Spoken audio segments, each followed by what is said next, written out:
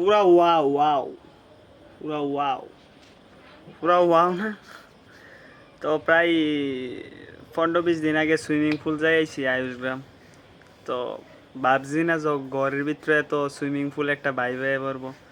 তো সাডেনলি বৃষ্টি হইলো 1 ঘন্টা, জল পুরা উঠতে সেটা দেখতেই পারতেছ। এখন খাড়ো বেরিয়েছি, একটু পরে জল উঠতে যোগা 10 মিনিট পরে এবারে টিনের চালু বইতে হইব। তো বিগত 20-22 বছর ধরে জল উঠে না, বাট রেল রাস্তাটা বানাইছে পরে দিয়া বাংলাদেশ টু ত্রিপুরা বা ইন্ডিয়া, বাংলাদেশ টু ইন্ডিয়া যে রেল রাস্তাটা বানাইছে, বানানোর পর থেকে যে একটা লুঙ্গা নাকি তাকো এটা মাডিয়ে ভর্তি আছে গা।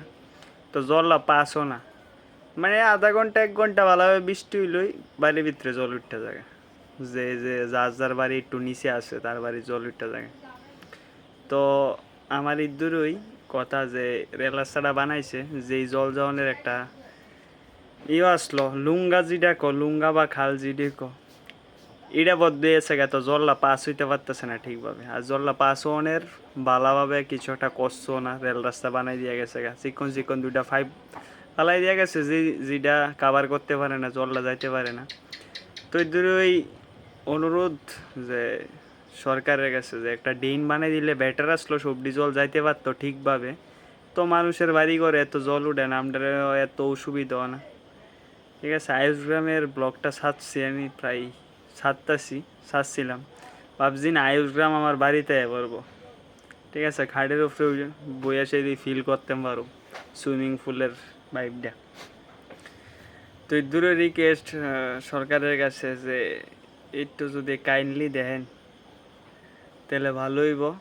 যে কিছু একটা স্টেপ নিলে যদি একটা ড্রেনই বানান ভালো করে, তাহলে আমরা বাচ্চা যাবো আর কি। 2 দিন পর পর খাটের উপরে এই ফ্রিজ টিজ উড়ান লাগতো না, সব কিছু খাটের উপরে বইয়া থাকুন লাগতো না। আর একটু পরে একটু জল উঠলে খাটের উপরে বইতে পারতাম না, বাড়ি সাইডে সে রাস্তাত বোন লাগবো।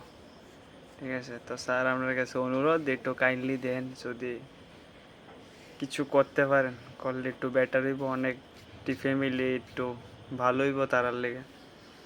আর ভিডিওটা বেশি করে একটু শেয়ার করে দিও, শেয়ার করলে যদি দেখে সবাই একটু সাপোর্ট পাই। মানে এমন সাপোর্ট না যাতে সরকারে দেখতে পারে ভিডিওটা, এমন সাপোর্টের কথা কইতেছে আর কি। একটু বেশি করে শেয়ার করে দিও ভিডিওটা। তো থ্যাংক ইউ গাইস।